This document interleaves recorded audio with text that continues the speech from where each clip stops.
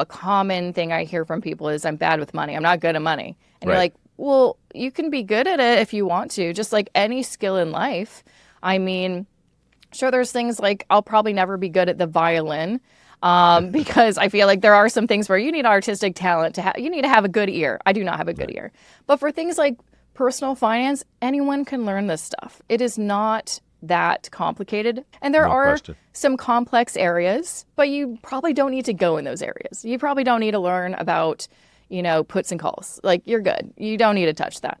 I agree. In fact, I think one of the most important teachings in all of personal finance is that this stuff is not that complicated. No. And there are all kinds of complicated instruments, but they don't work particularly well, at least from the consumer's perspective. They do from the seller's perspective Yeah. in many instances.